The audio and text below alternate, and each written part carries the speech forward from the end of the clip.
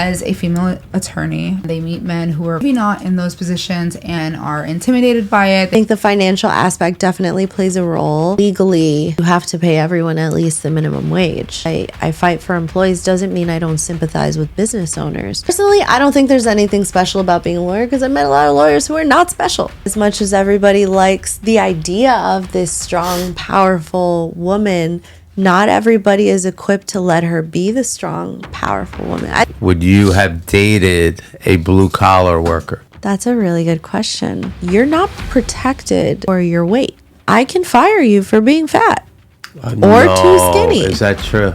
For the majority of my life, my mom was the breadwinner in my family. I come from a very matriarchal family. A lot you may love to hire the union worker who costs $30 an hour. Maybe you can only afford the employee who costs $17 an hour. There's a difference between having contractors and employees. And you can't just have contractors but treat them like employees. Especially women. Getting pregnant is not convenient for a company. What do you think of a white person suing for discrimination? I feel like I've earned. And I want to be with somebody who also has something that they feel like they've earned. All right, are you a mailman because you are trying to make money because you have this business idea that you're trying to do that you think is going to do great? Maybe if I think your business idea is legit and you have something here, you're a smart person and you're just figuring it out. Sure. Discrimination does not discriminate.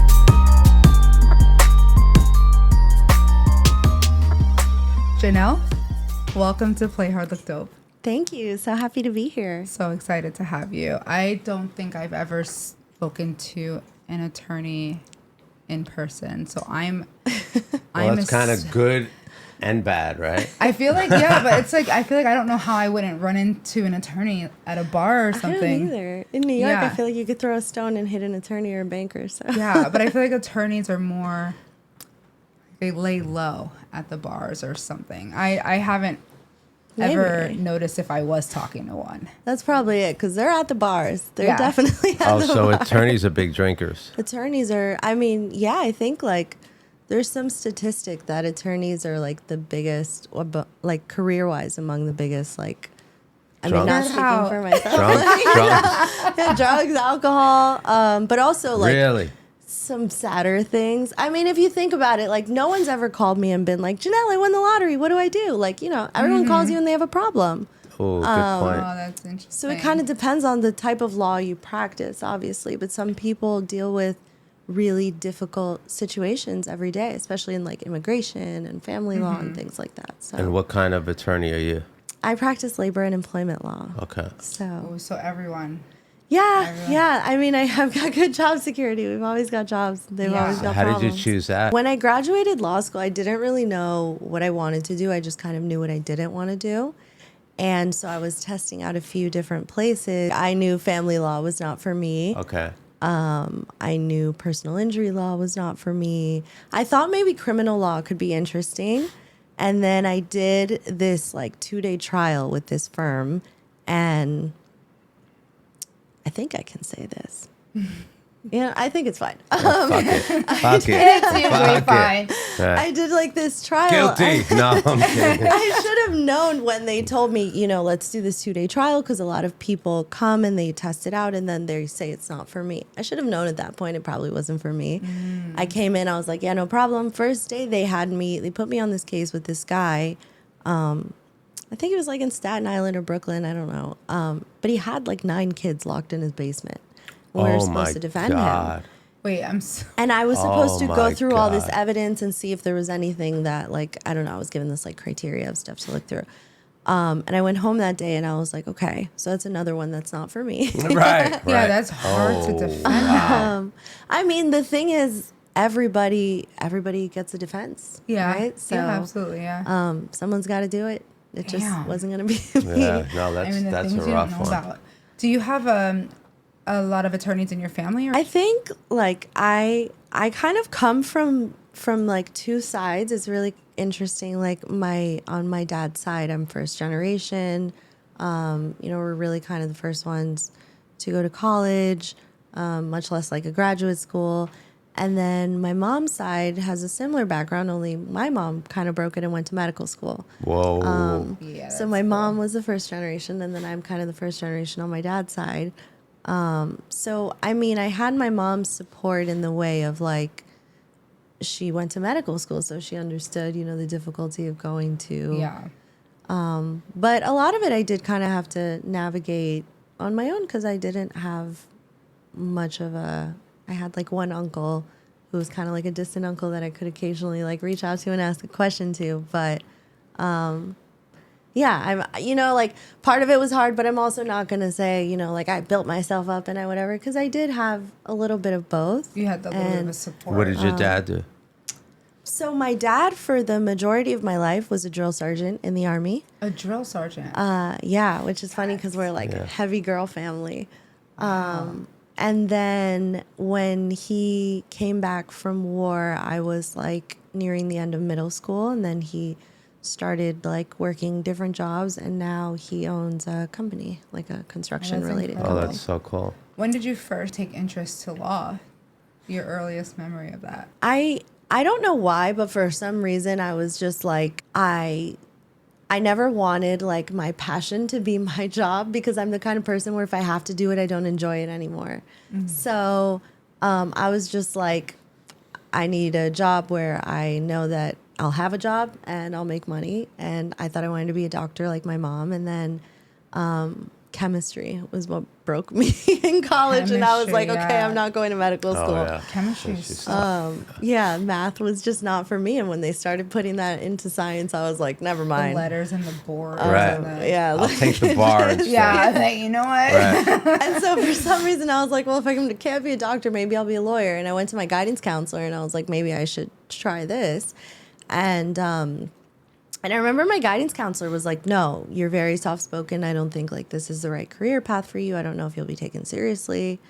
And I was So like, interesting. okay. Wow, what'd you think of that? I'm so petty. When I graduated law school, actually, when I got accepted into law school, I sent him an email and I was like, I just wanted to forward you my acceptance letter to the 2-year honors program at New York Law School. Thank you very much for none of your support. Oh, I love that. yeah. I love that. I Oh love my that. God. I have to that's know, good. did he respond? Probably not, He right? didn't. But yeah, even, when like, people worse. are like, what inspired you to go to law school? I'm like, honestly, spite. But it worked out So really no, well. is that So- true? Is that true? You were like, that was in your head the whole Yeah. time. You're like, I'm gonna prove this motherfucker wrong. Yeah, that it's like a strength and a weakness I have. Yeah. Like it's almost like even if I didn't care, now I'm going to do it. And I mean, I could have ended up with a law degree and like not wanting to be a lawyer, but Right. thankfully it worked out. For That's That's incredible. amazing. I You know, love he that. should have written back to you like, sorry for what I said. You have amazing talent.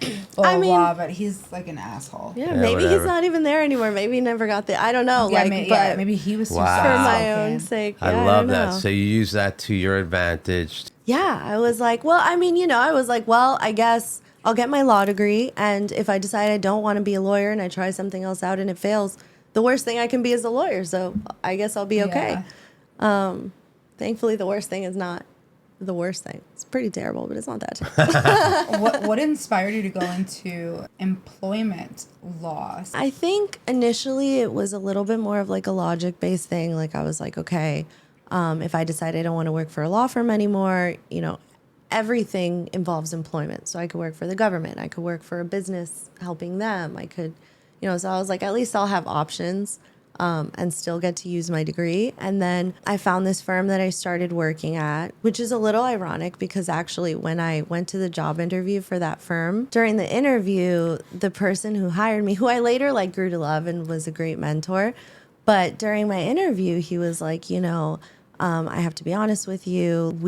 You'd be the only female attorney in your department. I don't want any problems. No way. And he was like, you know, you're a very attractive girl. A lot of our clients are like construction workers and manual laborers, and I don't know that they'd take you seriously. I don't want you to get sexual harassed and whatever. Right. And so I what was a sitting warning. there. I mean, honestly, And I was like, is this really happening? Like, that is Wow. crazy. but I think at that point, like, I don't know why, but I was like, you know, I didn't get this job, so whatever. And I went off on him. And I was like, I'm not here to fuck your employees. Nor him, I assume. Like, I'm here to be an attorney. So if your construction workers don't want my help, like, I don't need to help them. You're here because you need me. I don't need to prove something to you. And I was like, so Good for you. if that's what you need as an attorney, then okay. But in my head, I was like, I didn't get this job. So like, whatever. I'm just going to walk out of here and act like this never happened. And I have this thing where like I get really ballsy, and then right after it happens, I'm like, oh my God. So Like, then freaking I was out. just like, so thank you. And I like picked up my stuff and I was going to walk out. And he was like, wait, do you still want the job? And I was like, maybe. And I called my mom after and I was like, I'm so upset, blah, blah, blah. And she was like, well, do you want the job? And I was like, well, I don't have another job offer and I do want to do this type of work. Because she was like, well, work there. If you hate it, find something else. And I ended up not hating it. So. That's amazing. Like you walk back in and you're like, just so you know. Oh, not only that, like it ended up being, I think that's like what truly kind of like stuck me into employment law, because it's true. Most of my clients were undocumented immigrants who worked as like construction workers, lawn maintenance, and restaurants and things like that. What does that mean, undocumented? Well, I guess like immigrants who don't have papers here. Okay. I don't like to say illegal immigrants because like how are you illegal as a person? It doesn't make sense. But yeah, and so because of that, a lot of people think that they don't have employment rights, and they'll say, oh, well, you don't have papers. I'll pay you $10 under the table and take it or leave it, you know, whatever. Oh, okay. Those people have rights. And so then Okay. we can turn around and sue and say, no, actually the minimum wage is $15 an hour. So now, and you had this person working 60 hours a week. So now I'm going to sue you for the extra $5 an hour you owed them, the overtime pay you never gave them, the penalty of double that, and then goodness. all these fines on top of that for not having the appropriate paperwork. And So, this would be like, you suing the employer of On behalf of the employee. on behalf of the which is also why, like, even as a small business, if you have hourly employees, it's so important to like know the rules and have your books Right. straight and everything, Yeah. because there's fines where like you're automatically paying $5,000 to $10,000 per person suing you just because you didn't have them sign a piece of Terrifying. paper when they started working for you. Wow. And we do. So what typically brings when you have a new client, what is their complaint or their problem that they're facing? Well, it's New York. Like, there's everything. So they just know, or they get. Yeah. I wouldn't even know if I Oh, was an yeah. employee. I wouldn't know that I could sue my employer. Really? Yeah, I wouldn't know. Oh, so yeah, I mean, anything that really, it usually kind of starts when something happens and you're like, I don't feel like that should be happening at work. Okay. And then legally it comes down to like, I'm being treated differently because of my race, because of my sex, because of my national origin, my accent. In New York, because of my hair as a Black woman, as or even a Hispanic woman, like, Yeah. because of your, I don't know if I said religion already, your disability, your pregnancy, so many things that you can't be fired for or treated poorly for. And on top of like, you know, not being paid properly. So yeah, that's why like when I was working with the immigrants, it was so fun because I would have these like class action and collective action lawsuits where I'm defending like 10 construction workers. So then we go into court for like a mediation or like a conference, and it's like me and 10 construction workers. That's incredible. amazing. I'm like, we're here to. That's powerful. Yeah. Yeah, Yeah. like I kind of Yeah. gained a lot of confidence through that job because I had like these people who were twice my age, who had kids who were my age, and they're looking to me like, okay, what do we do next? Okay, Yeah. like, what? Can you And help, then- how can you help me? yeah, and then I get to turn around and hand them a check for $60,000, and like, you know, to them it's like, oh my God, so many have plans. Like, oh, now I'm gonna take this money and build a house back in my homeland, and I'm out of That's here. amazing. You know, and so Yeah. it's cool to get to like Yeah. do that for so many people. I have a technical question. They're paying $10 an hour, let's say, right? So were they filing income taxes? Some do, some don't. So then when they get paid the back monies, then does the IRS come after them? You have to pay taxes on your settlement. Yeah. Okay. Okay. Your settlements are worked out in certain ways where maybe part of it will be 1099 and part of it will Okay. be W-2, but So the IRS has their hands our in that. IRS has their hands Okay. in everything. Yeah. Nothing's tax free. They Okay. do. What is it actually like studying for the bar, being in law school, and sort of that waiting period of finding out if you pass the bar? Is it really long nights of studying and staying up till 3 a.m.? Is it, a crash course? What is it actually Good like? question. I think that's kind of unique to everybody. Like, there are some people who they pull all-nighters, they spend all day in the library. I'm not that person. I've never been that person. You're like, fuck that, I'm going to drink. Right. I've always been a little blessed in that, like those people who they studied. Are you a just crammer? enough. I'm a crammer. So the night Crammers before, unite. I'm pushing it all into my brain. I take the exam the next day. I get a great score. But then 2 weeks later, I have no idea You don't what I remember. She's studied. like, No, what? Of course not. Employment But, I mean, law. that's I an didn't even know that incredible was skill. That's an incredible skill. I really built that muscle in middle school and it really served me well. Yeah, no, that's incredible. Yeah. Not that I'm saying that Kudos. that's the I don't know, whatever gets you through. I guess why is it a bad thing? I mean, I Yeah. graduated, I made it, and I'm doing Yeah. it. So, but yeah, I can't say that I really spent countless. I did spend. So the thing about law school is you don't have homework all the time. Your Okay. only grade is you're either a midterm sometimes, but usually just a final exam. So in class, you're expected to read before class, and then you show up to class. The professor may call on you, and you better have an answer ready, or you're going to be And embarrassed. it's a big lecture room with Yeah. the levels of Yeah. seats and stuff. Like how many Okay. people in the class? Yeah. Anywhere from 15 to 150, 200, Okay. 300. Okay. You could be in a That's huge lecture hall. wild. So, the professor's got a list of all the students, and they'll look at you and they'll say, John, can you tell me what was in this case Oh, they'll today? just say your name in Yeah. the middle of class. Yeah.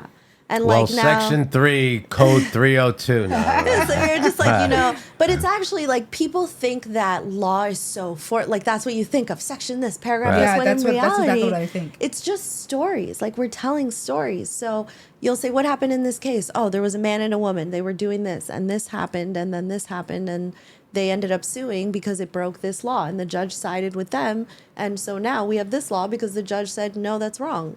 And Okay. when you break it down a little more simply like that, even what I do, I'm not, yeah, you refer to laws and stuff, but it's not really I would just go before a judge and I'm Ebony was working here and everything was great. All of a sudden, this new manager came in. She didn't know what her manager's problem was. And then her manager started making comments about how she feels uncomfortable around Black women. And then she started treating Ebony a little weird. And then ever since then, Ebony's hours got cut. And then, whatever. I'm just telling your Yeah. story. I am a professional gossip. I like that. That's really what a lot of us do, especially trial attorneys. Yeah. It's So not do you do trial? I really, really try not to. And less than 2% of these cases go to trial. Most of them settle. So most of them And are trial settled. being what exactly? for? Going before a judge, a jury, telling the story and letting somebody else decide versus just coming to an agreement that look, take this much money and we'll just, you walk away with the money, we walk away with freedom. Yeah. Yeah. and- I always hear when something goes to trial, everyone's like, oh shit. Well, yeah, because you that don't means wanna you've go been to trial, fighting for right? years and neither Okay. side was willing to settle. So now you're at the last line of it. Oh, so it doesn't just go directly to trial. It goes No. to trial as a consequence of not Yeah, agreeing. it's a process. I And a never lot knew of that. judges And it don't takes even want years. you. How long you're- does an average case take? I mean, to go to trial, it takes years because Years. there's so many steps in the process, exchanging evidence and going back and forth. Judges having conferences, you asking, why haven't you settled? The whole time you're trying to reach a settlement. So I'm saying Ebony wants $500,000 and they're saying, we're willing to pay 20 grand. Maybe the next time they'll say, fine, we'll go up to 40 grand. And I'm like, fine, we'll go down to $400,000. But we're still not close. And so at some point, we want to get to a point where either they're like, look, we've spent too much money on this and it's going to cost us more to go to trial and attorney's fees than to just pay you. So we're willing to give you this much. Bottom line, are you willing to take it? If you are, great, case closed. And if you're not, you keep going until you either reach that point again and again and never settle, and then you end up at trial. And then both parties have to decide we're going to trial. Pretty much. Well, if you don't Well, no, settle, if you don't you have have a a settle, trial, you you're don't on settle. the Right, you court either have a calendar settlement on or your you way to trial. Okay. Okay. But that process is so long that along the way you have all these opportunities to end it early. So is there a better way to do it? What do you mean? Is there a better system? Do you have a grandiose plan where it's this doesn't have This to is take my 5 master years? plan. No, I mean, really, it's ridiculous, the court system. I think they make make it look. I know this is gonna sound bad, but I feel like they make it look kind of cool in the media. You get to see the outfits, and I'm thinking celebrities when they go to trial. Well, you're thinking like criminal but trial, it's where not- that's where no. they have to plead their Right. case, and Okay. this is like two sides arguing why they should win, and then a judge or a jury deciding I'm on her side. Let's Okay. But at the award end of her the day, if money. it's going to get settled, why does it have to go on for years and years and years? You know what I'm saying? Because one side is stubborn. So they'll keep offering settlement money, and you're saying, no, that's way too low. I'd rather go to trial because at trial, I could probably win. My odds are pretty good, and I'll win way more money than what you're offering me. So fuck that. Or it's the other side saying, no, we think we'll win at trial, and I'd rather pay attorney's fees than to pay you, anything more than this amount. It's kind of a battle of the wills, honestly. You're a woman in this industry. Have you faced any adversaries in that respect? Has it been a little more difficult for you, or maybe even, I don't know, easier? Any advantages, disadvantages of being Good a question. woman in this industry? Oh my God. So, like I told you before we started, I was raised by a drill sergeant. So I automatically, I was raised with so much of this, you don't have to be a victim, you can flip it. So of course, I told you, my first job interview, I was told, whatever, my first day when I was going in for my law school orientation, you have to go down to the basement and collect the extra pamphlets and stuff that they have depending on your classes. And I gave them my ID, and the guy was confused. It took him forever to find my books. And I'm like, what's the problem here? There's a whole line of people behind me. And he's like, there seems to be an issue. It says you're in the honors program. And I was like, why is that an issue? And then that's when he realized, oh shit, I was being a little, sexist. And he went and got my stuff. Are you sure you're not in the regular program? Little stuff like that. That it's just but one thing was, when I was in law school, I had a stalker. No way. Yeah. You had a stalker? One thing, God fellow does not law let me student? rest. My life is I'm going to be an awesome grandma because I'm going to have the craziest stories. No, the craziest story. So while you were, this person was a student as well? Yeah. So it kind of started in December, halfway into my schooling in law school. I was getting ready to go to a prep thing that a teacher was hosting for a final exam that was coming up. And I got a text message from somebody who I could never formally prove who it was because it was through a texting app and everything. But at the end of the story, you tell me who you think it was. And it was basically somebody, I don't know if it was him or whatever. Somebody made an account on a sugar daddy dating profile. And they used my pictures and they were I'm a law student trying to pay my way shit. through law school. Like I want to meet a catfish? daddy. Yeah. I don't know if they made it or if they found it, whatever, but somebody messaged me and was you need to meet me at the Roxy Hotel tonight and I'm going to do whatever I want to you. Otherwise, I'm going to print out these pictures of your profile and I'm going to put them all over school. And I was like, this is crazy. This is not my profile. I went to the cops. I had a terrible experience. And What are the but it cops ended Yeah, say? what do up- you mean you had a terrible... I just I didn't know that cops are limited to their areas. So I went to the precinct near me. They were like, no, you got to go to the precinct near the Roxy Hotel. It was this whole thing. where No the one wanted to person take me said. seriously. A cop threatened to arrest me because I was crying. Are What? you fucking Madness. kidding me? And so I got to the appropriate precinct, and they sent me to the Roxy Hotel with 9 undercover cops. And Nine? and I'm Trying freaking to out. set I'm it does not the- look normal that I'm walking into this hotel with 9 men casually strolling in behind me. What do you you guys are sabotaging They're like, me well, this is the first time we've done this. So, yeah. oh my goodness. I'm at the precinct, help me. And they're like, ma'am, this is a Wendy's. Right. This is... And so we get there. They had my phone, texting the guy who was supposedly there and whatever. I think that the guy was in the lobby watching us because he gave us a room number. I get in the elevator with these 9 fucking cops. And all of a sudden, the guy's And texting. are they all guys? Yes. Undercover. Okay. All Why men. wouldn't they give you a couple undercover few women? women. cops? Yeah. I don't know, guys. I don't know. They don't know what they're doing. So I get in the elevator with all these cops, and all of a sudden he starts texting I know you brought the cops here. I said, no, whatever, fuck you. I'm going to print this out. I'm going to put it all over school. We go knocking on the door, and it's like this little Chinese woman that we like interrupted her sleep. I think it was a random room number. Oh my goodness. So I'm freaking out, and the cops are like, well, that didn't work out. If anything else happens, come back and let us know. It's So I'm like, can you at least take me home? Like, this person's here. What if I'm nine being of you followed? show like, up at whatever. the hotel and no They one wouldn't can even make sure take I me get home, because okay? I lived like outside of that area. They were like, we'll wait for you to call an Uber. So that's what I did. Goodness. Wow. And then after that, like a month later, I got a Facebook request from like a kid who was in one of my classes. And I'd never spoken to him, but it was kind of normal because if you missed a day of class, you could kind of message someone and be like, hey, can I get the notes or something? Yeah.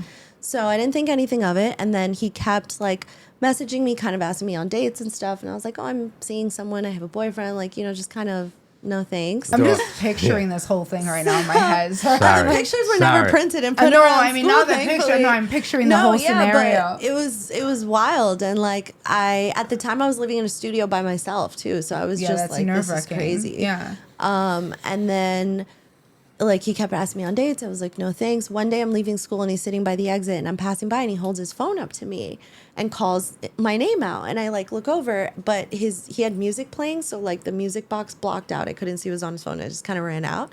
And then he took a screenshot. And the thing is that because I'd never spoken to him, all of our conversations were in Facebook. So I had proof of like every interaction I ever had with him because I never spoke to him outside of like him messaging me on Facebook. And I was telling my friends were like, this is kind of weird. You got to tell the school. And then he sent me a screenshot of his phone background. And it was my Facebook profile picture. And he was like, the best part of my day is unlocking my phone, when I see your face. Creepy. My friends it were was like, definitely okay, him. now Yeah, you it got to was tell him. the It was school, him. It like, was this is getting 100% weird. him. So the school had this whole, like, Title IX, which is, like, the sexual harassment law, like, investigation. And he admitted that, like, he learned my class schedule. Sometimes he'd wait outside my classroom because he just wanted to see me. And, like, I think, like, he invented this, like, room. I don't know. I honestly, I don't know. And he was going to school to be an attorney also. Yeah. Which is a little... So, like, Yeah. the school did this whole investigation. They interviewed all these people. They did this whole thing. And for the entire second half of my schooling, like, I would show up to school. I'd have to call the head of security for the school. He'd meet me at the front door, walk me into my class. God. And when I was leaving school, I'd have to, again, get the head of security. They'd walk me out through the back door because I'd take the subway home. I was like, Yeah. I'm not Oh, trying to yeah. be followed. I'm a law student. Like, I'm not Ubering everywhere. Yeah, right. Wow. And so I think because I had like so much stress with just like, even with like the first situation that happened, which like I think obviously that, lightning doesn't hit you twice, hopefully.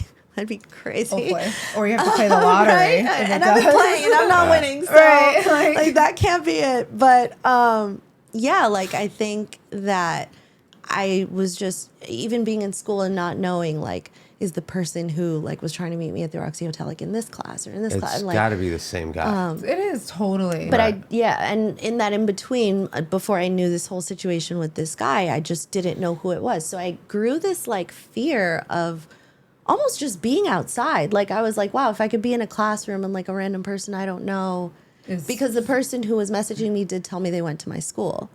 And so I was like, if I could just be in a classroom and like someone can make me their target like this, like you could be at the grocery store and somebody could be Right. like, Yeah. and so like I just grew this fear of everywhere I was. Like, is this person looking at me for too Right. long? Is it Or, like, you? Is it you? Yeah, like oh my God, that person was like, did they look at me weird? That's just... And I think TikTok actually helped me a lot with that because I had a fear of like being seen and like putting myself out there like on social media, and like if a video would do really well and kind of blow up a little bit, I was like kind of Can this excited, but a person little see bit, it? or Yeah. anybody, Yeah. like Anybody. just like Could it happen again? yeah, something Right. that just never would occur to you, Right. until never it would occur, happened. yeah. Yeah. Like it never in a million years would I think like So I think because I had that like stress, honestly, like I loved law school. Like even though that experience was like not great, like I had so much fun. I went out with my friends. Like my mom makes fun of me now. She's like, well, you have student loans because you spent law school like traveling and buying shoes. yeah. It's like... That's amazing. Experiences, those shoes, I don't regret it, Mom. Like, Right. These shoes have Can't take carried it back. me I'm through still law wearing school. those shoes. Right. That's amazing. Right. No.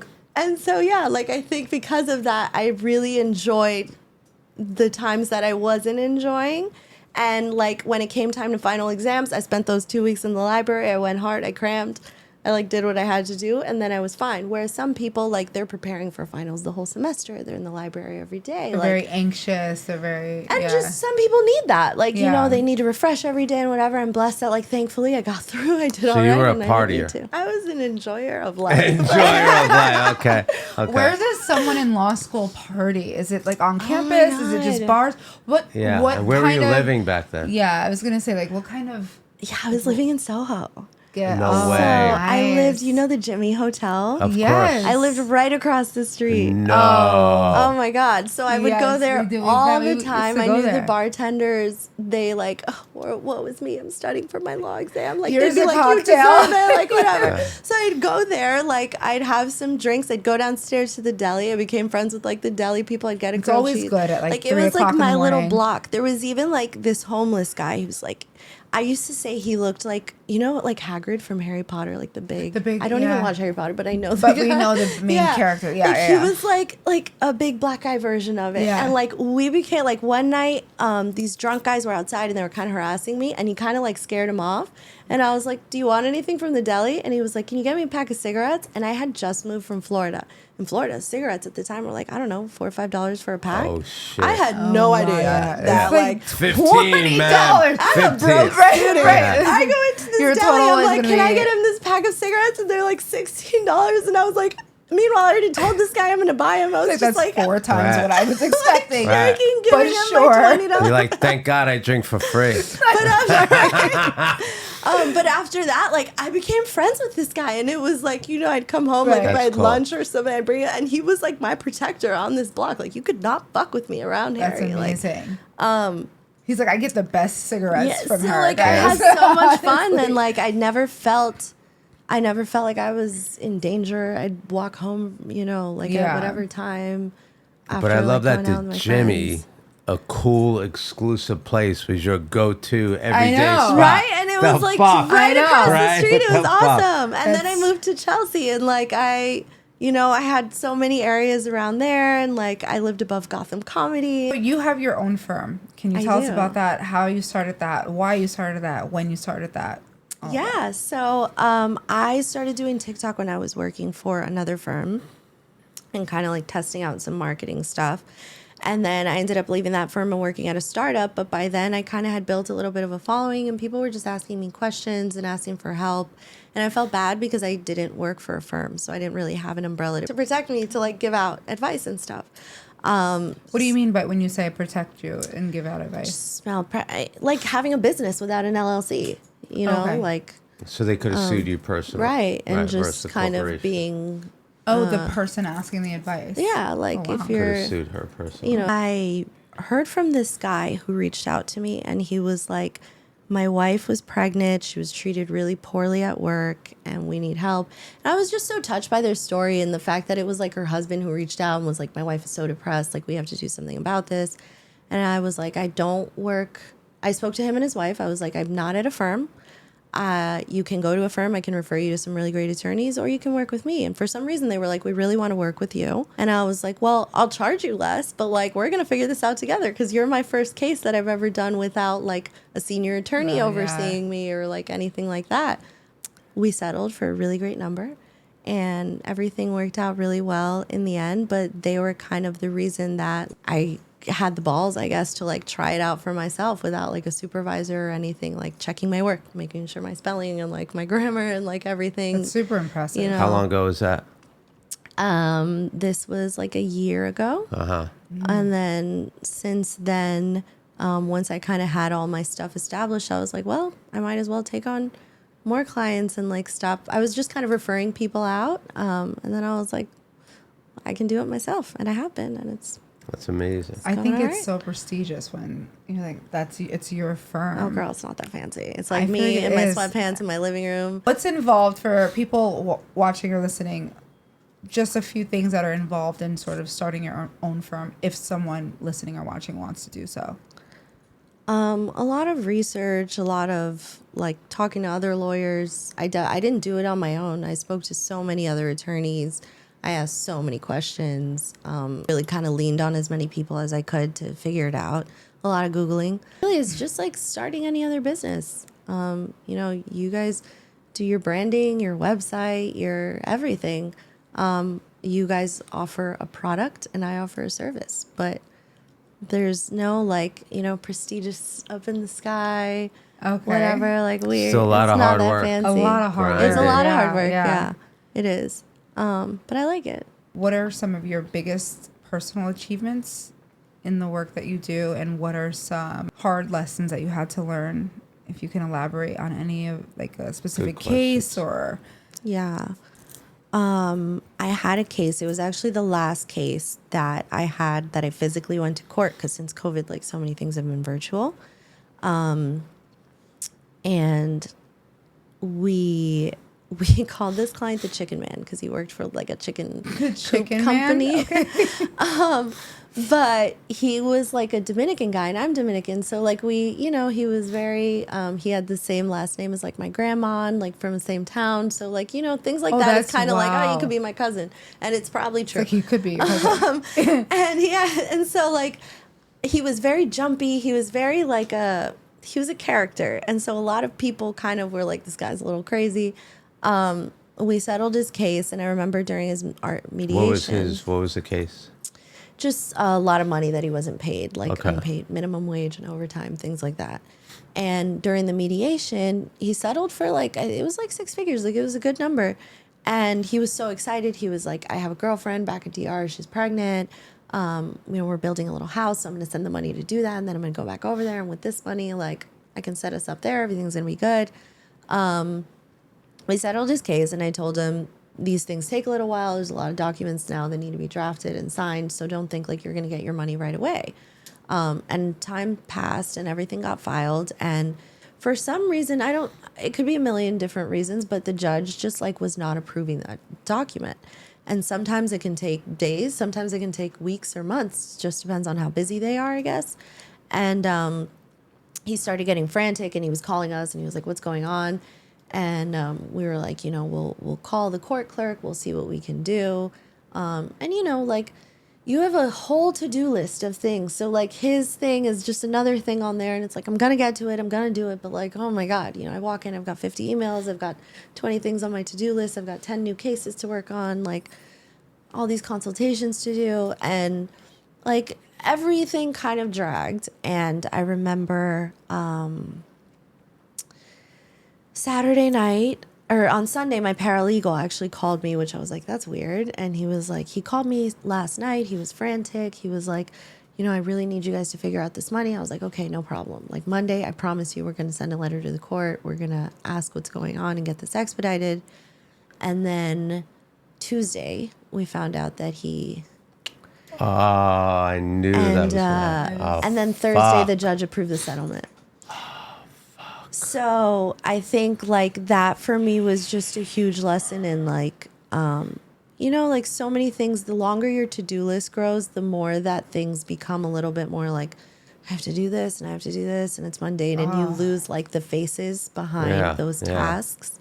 And so a lot of times when I feel like I'm dragging and I'm like, you know, everyone has a day that you go into work and you're like, I just don't want to do this today. Yeah. You kind of remember that like some people's lives and like whatever it Are is very that he had the dependent on- urgency of, so I think that was a lesson, not just for me, but even like telling my mom, like so many people, they're like, you know, sometimes you forget that like the things you do, even if you feel like it may not be significant, like somebody's looking out and somebody's, you know, hoping for something and waiting for something from you. In terms of your biggest accomplishments or Biggest accomplishments. I would say my first finishing law school. Because I think with everything I went through, there were a lot of times like my family's in Florida. And I just wanted to go home.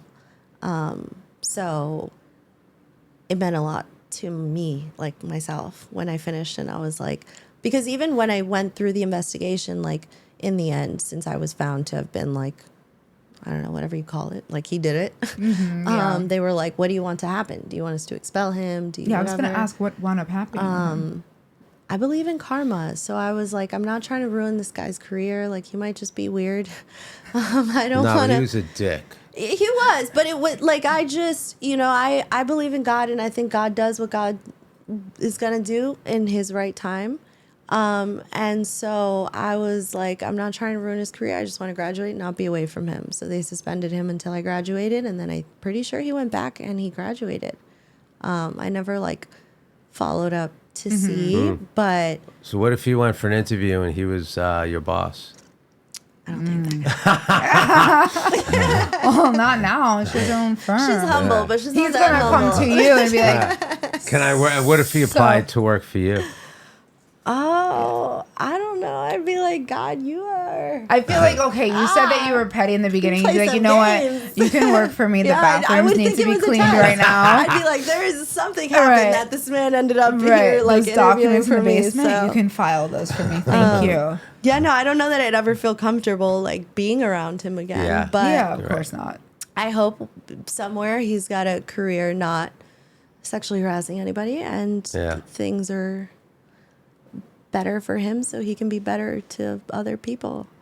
What are some things that you find that most people do not know that would help them understand that they are being discriminated against in their place of employment? I'm just amazed at how many people don't know that they can stand up for themselves. And you are being sexually harassed, or somebody is like saying things to you that when something's wrong. Even if you don't know the law, when it's like, you shouldn't be treating me like this at work, or you shouldn't be saying something to me. And at that point, you can talk to an attorney. I have many people who call me and they don't have a lawsuit. They just schedule a consultation. They're like, look, this is happening to me at work. Is this illegal? Is there anything I should be doing so that if I get fired, like I can have a good lawsuit? And we talk them through that, and they prepare. They call me 6 months later and they're like, guess what? I got fired. I did everything you said, and now I have all the evidence. Like, let's get them. What would you tell them to do? Document, complain in writing. And how do you document? You write it down, or you tape it, or Yeah, so I mean, ideally you would do it in writing. You would complain in writing. Sometimes they want to have a meeting with you and you don't really have that opportunity, so you want to send a follow-up email and you say, thanks for meeting with me. I just want to, reiterate a few things that we discussed in our meeting. I brought up these points. You said this in return. We said that this would be the next thing going forward. Looking forward to whatever that is. And at least one day when you say, I met with them and I complained about these things, there's some sort of proof that exists there that shows that happened instead of your word against theirs, which is a stronger case, which is more money. How do you not make people feel dismissed, even if you know that there's really no case here? Or do you just, go for everyone? You're like, okay, I believe you. I got you. Let's fight this.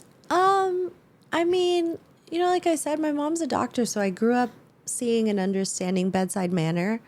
I think I'm pretty good at hearing your story, and I can be like, I'm really sorry this happened to you, but bullying in the workplace is not illegal. So the fact that they just didn't like you, or you can bully a person at work. kind of. Really? I could what's just bullying? be like, Like, you piece I of just shit, don't like you suck. I mean, that's aggressive. Like, there is like hostile work environment. But again, like the hostile work environment claims do kind of have to be tied to discrimination. So if I'm like, you suck, so- you never do anything right, I can't stand you. And So I it can't stand you because be I just can't hostile. stand you. It It's can't not just illegal. be hostile. It has to be discriminatory. Yeah, kind of. I didn't know that. Because like the hostility, there's a really, really high standard. So unless I'm like kind of fearing for my life, you really want it to be linked to discrimination. Dating as a female attorney, we see everything online where women are in higher level positions than ever before, and they meet men who are probably not, or maybe not, in those positions, and they tend to say that men are intimidated by it. They can't really find someone at their level. Have you ever experienced that in your life, and what advice do you give to women that are experiencing that? Personally, honestly, I have not experienced it. I've been with my husband since I was in law school, so he was kind of like with me through that transition.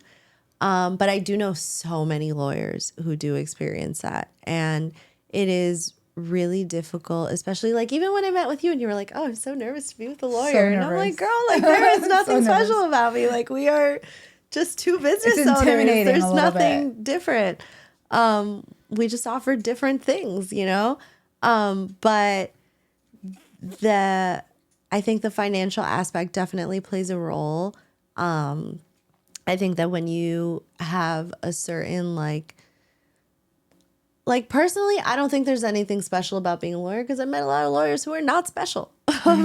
So it's, you know, it's not, a lot of people are faking it. Most of the people that you meet are faking it. Oh, that's interesting. And I remember the second I figured this out, I was like going before one of the first judges I ever went before. And I ended up having to explain to the judge the law. And the judge was like, oh, I didn't know. Whatever. And I was like, how the fuck? Really? Yeah. And then it turned out that like, oh, this judge became a judge because his father was a judge and blah, blah, blah. And I was like, you can, this is who is like, what? Yeah, you can't be making decisions. That's kind of scary. Yeah. I mean, a lot of judges, you know, very qualified, very good judges, you know, but a lot of people they're just jobs. Like we clock in and we clock out just like everybody else. There's nothing special. And women tend to have that perspective a lot more than men, I've noticed in our profession. Yeah, that's true. When you Wait, know, what does that mean? like if you meet a guy who's a lawyer, you're going to know he's a lawyer within the first few Okay. minutes of your conversation with Okay. him. And it may happen with a lot of women too. It's a personality thing too. But I think like in general, I've met a lot more women who are a lot more like just casual about it. Like Yeah, normal. they don't. The guys like So like a woman who's a billionaire won't say she's a billionaire. Well, because if you think about it, it also has a different effect. Like back to your question, exactly, like yeah. if a guy's like, I'm a lawyer, a woman might be like, oh, Oh, okay. that's so cool. If a woman's like, Whereas I'm a lawyer, they're like, oh. Depending on what the guy does, it might be a Yeah. little intimidating or, Totally. you know, and as much as everybody likes the idea of this strong, powerful woman, not everybody is equipped to let her be the strong, powerful woman. I think that's why people love you guys so much. So Because let like, me ask you this. Yeah. If you were not married, okay, would you have dated a blue collar worker? that's a really good question. I think it depends on that person's personality.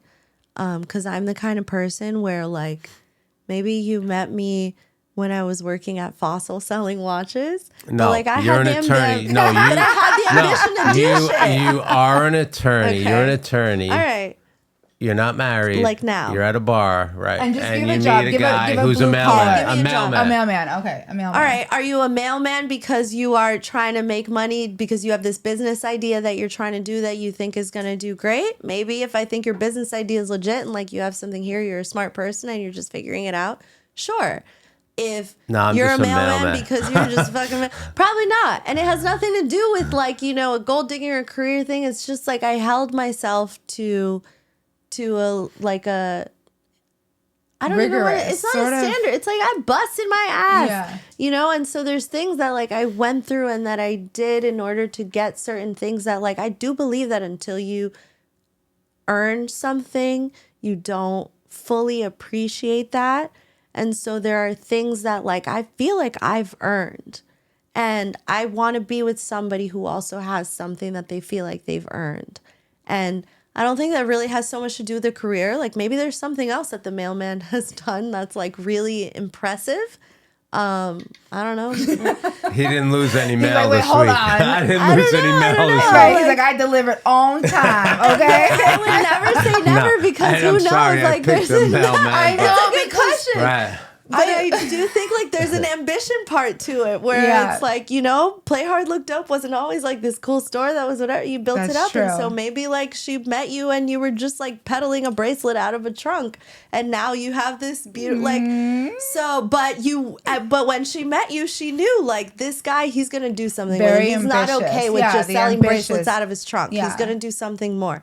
I think like there's nothing wrong with like sticking around for that journey, but that journey, there's got to be something there that shows me it exists. I'm not just like, True. you know. So then for the women that are in the situation where they're at the bar, they meet the guy and they're like, I'm an attorney. And the guy's like, I'll say it's a little limiting. Maybe it's a little What's the less limiting in advice? New York. Like I said, like Yeah. in New York, you meet a lot more people that have, I mean, it's hard to live here unless you're doing something Yeah, that's, that's a good point. you know, so maybe. Paying the bills. that's Yeah. true.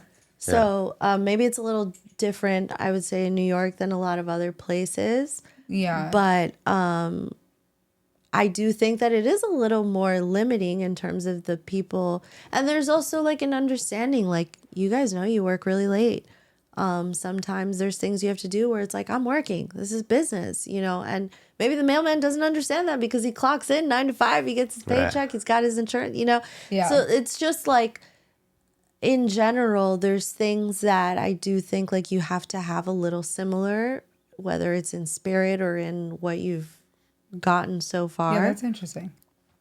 Great analogy. Yeah, that Great makes a lot of sense. I mean, like I said, my mom was a doctor. My dad was a drill sergeant for most of my life. So Right. and so for the majority of my life, my mom was the breadwinner of my family. I come from a very like matriarchal family. Most of my family was raised by single moms. So when I think of women, naturally, I just think of like strong, yeah, same for me. not head of household, but like a little Yeah, bit, running things. Yeah, So like your mom taking and care of dad shit. brought you up together? Yeah, my parents they've been married for over 35 years. Wow. That's cool. They're What doing are- the damn thing. Yeah, right. No. And like in their relationship, they're equal, even though she's a doctor, he's a drill Yeah, sergeant. do you see any dynamic Yeah, in your definitely. And I parents? Yeah. think that shaped a lot of why I say that. That's incredible. Because I did grow up seeing my parents have a lot of issues because of certain insecurities that maybe my dad had or my mom, like the just different, dynamics of their careers and what they were doing. And so I do think that the same way you look at your parents for a lot of things that you want to have in your future, you also look at a lot of things that you're like, okay, well, that's a lesson I can learn from them. And that is part of it. And that's why I do think like you do have to have some sort of similarities in maybe not career, but ambition or goals or whatever it is, because that is important. And I did see that cause rifts that like as you get older, things, about like now my parents are great friends and they, every relationship has their like whatever, but Yeah. that is a factor. It is. And I did see that growing up. So There's friction on both sides without getting too much into politics. But you said you worked with immigrants. There's a lot of friction, especially in New York City, with immigrants coming here, finding work. What is if you feel comfortable, saying your stance on that, do you feel that smaller businesses should be working and hiring immigrants as opposed to union workers? I know that that's a big thing because a lot of times when smaller businesses want to, and they can't afford to hire unions, they want to hire undocumented immigrants, and then I say we, but smaller businesses receive backlash for that. So what is your stance on that? I mean, at the end of the day, legally, you have to pay everyone at least the minimum wage. And just because I fight for employees doesn't mean I don't sympathize with business owners. So I completely understand that while you may love to hire the union worker who costs $30 an hour, maybe you can only afford the employee who costs $17 an hour. But that $17 an hour is over minimum wage. Okay. And so I think that as long as you're meeting that standard, you're paying somebody a wage that they can live off of. I hear so many business owners complain, like when you hear the laws changing, the minimum wage is going up and whatever. I get that. I do.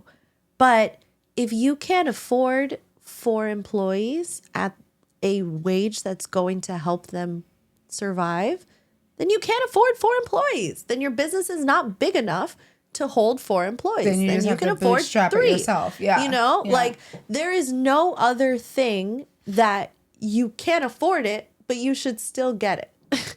I can't walk into your store and be like, I can't afford this bracelet, but That's interesting. I'm going to give you half the price because, we'll just do this under the table. You don't pay taxes. I'll hand you cash. I'll give you half the price. Like, no. Right. This is the cost of my bracelet. And so I think it's crazy that when it comes to a product, we're okay with a set price and we understand. I'm not going to come to your store and try to negotiate with you on it. This is your price. I can pay it or not. But when it comes to labor, things are so flexible. Oh, because you don't have papers, I can pay you under minimum wage, or because, there's always, because you're a woman, I can pay you a little less than this guy. Like there's so much more flexibility in labor. And it's like labor is even more than a product because it's something you can't get back. You can't get your time back.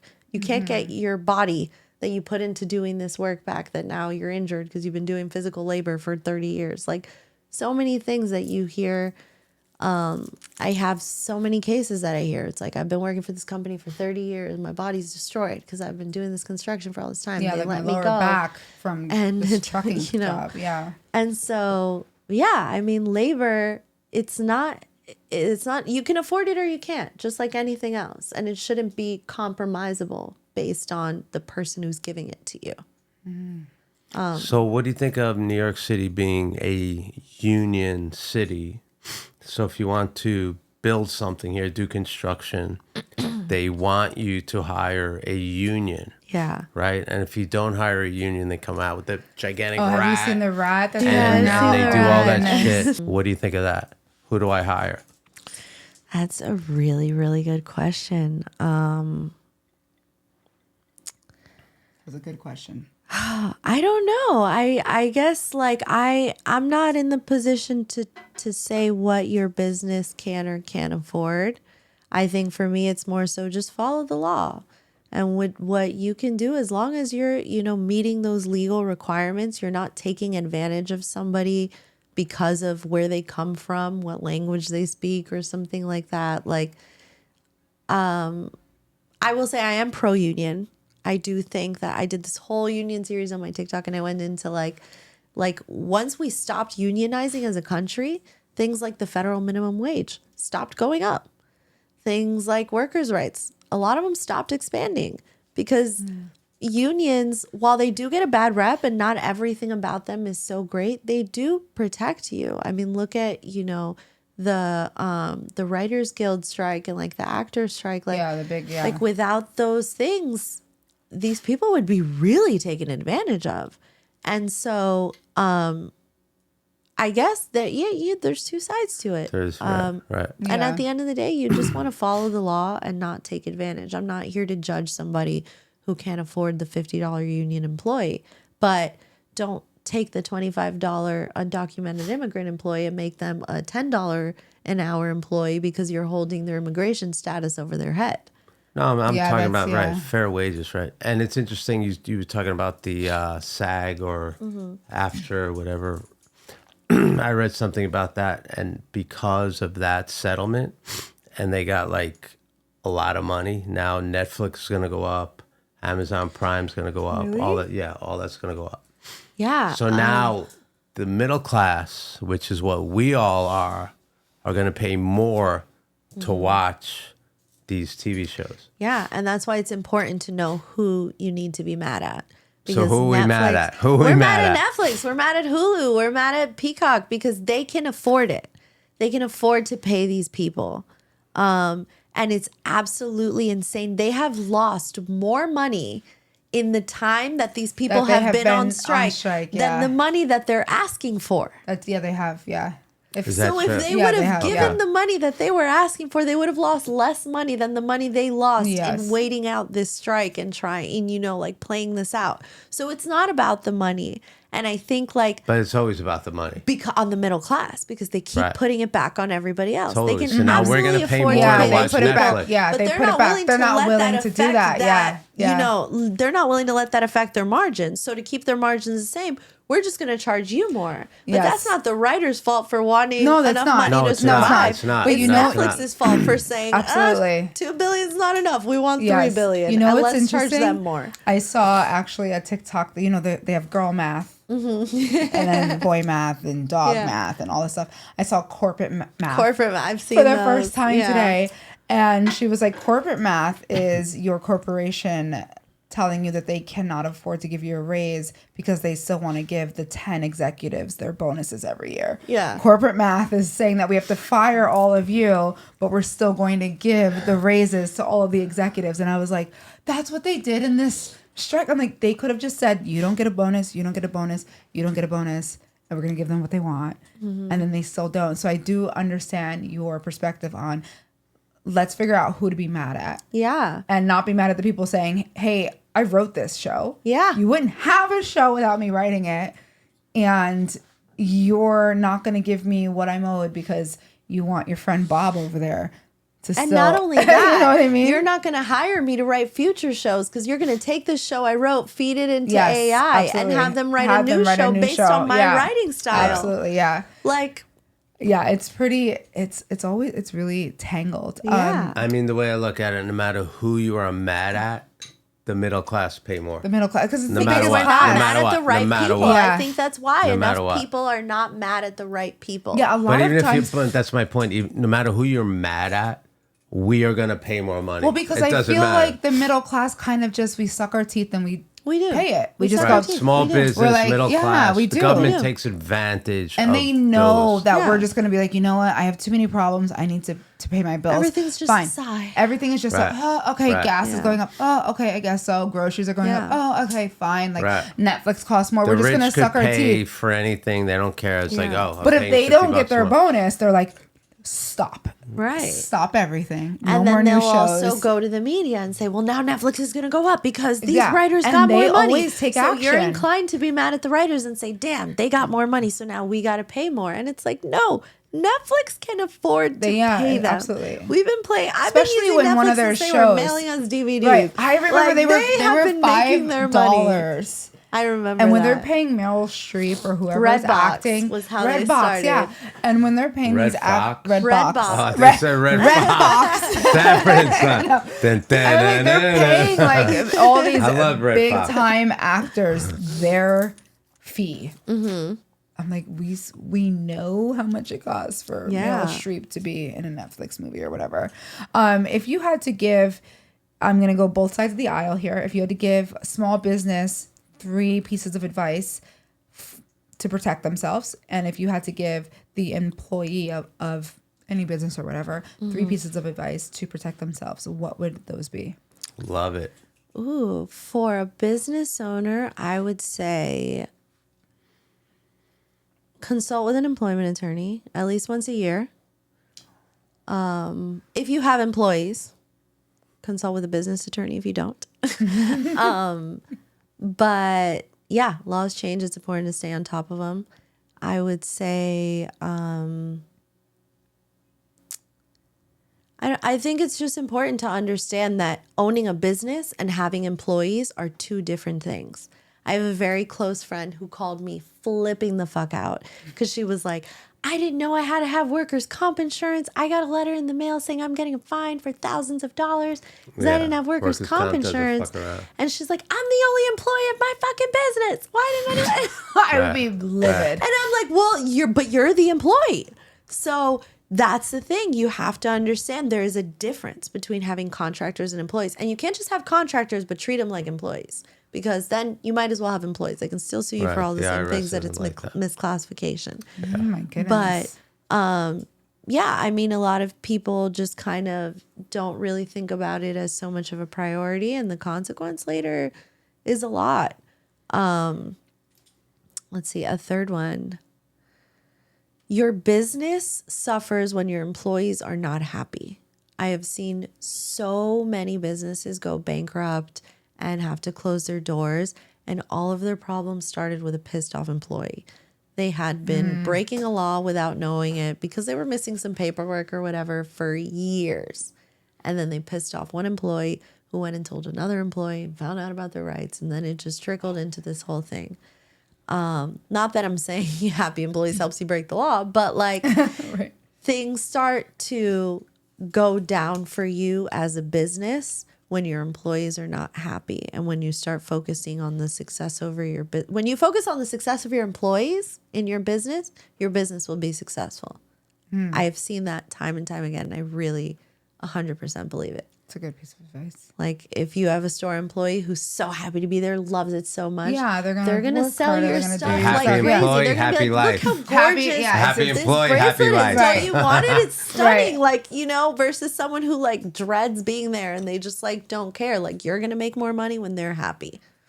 And it doesn't I take agree. as much as people Yeah, are I agree. asking. For employees, I think there's so many resources. You can get on TikTok, and like it's not just me. There's so many employment attorneys in so many different states who have way bigger pages than me too. And like you can learn. If you think something is not right at work, talk to somebody, do your research. Like, don't just think it's okay, because the problem is if you have a problem at work and you say, fuck this, I'm out of here, I'm not doing anything about it, they're just going to do it again. Now it's going to happen to somebody else. They don't have a consequence, so they do it again. They do it 100 more times until somebody finally says no. And now all of a sudden they have to pay all this money and they're not going to do it again. So when you stand up for yourself, you're also standing up for everybody who could come after that. Now they've learned their lesson. Hopefully. That's the idea.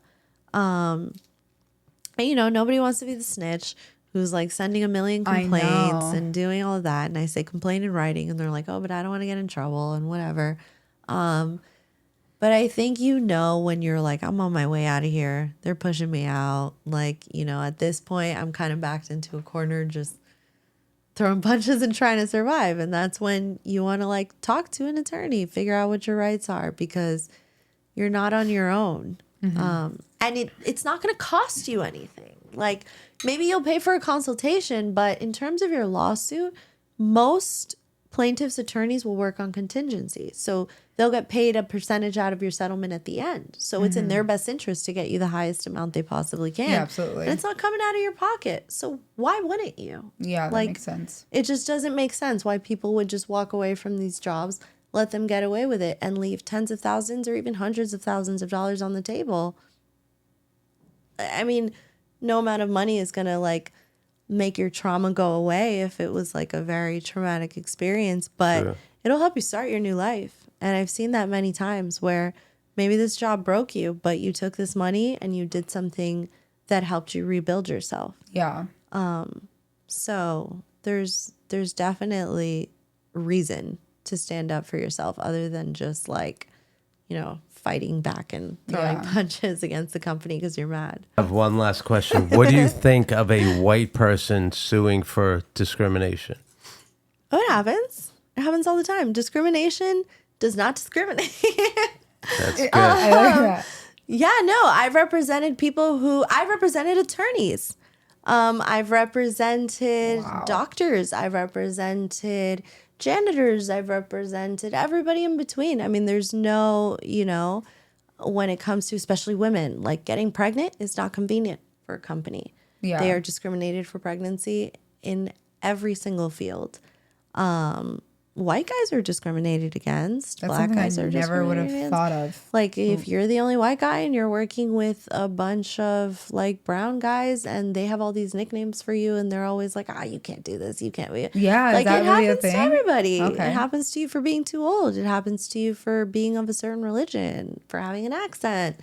There's so many things that you just think are like day-to-day bullying, and it's like, yeah, maybe if you were in school, but you're at work. There are laws here. There are things that you cannot say. There's a big brand that just rebranded their fashion show. There's a lot of people calling to have them go back to the way that it was. It was, I guess, very exclusive. It was the top 1% of the people that looked like them. It was just exclusive. If you were not that shape, that height, the whole thing, the body type, the height, where I was going for. You could not be in this show.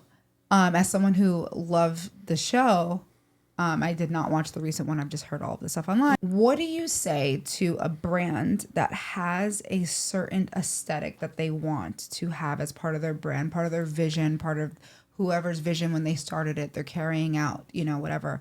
How do they stay true to what they want their brand to represent without getting in trouble and, you know, sued or whatever for possible discrimination of things that go outside of their aesthetic?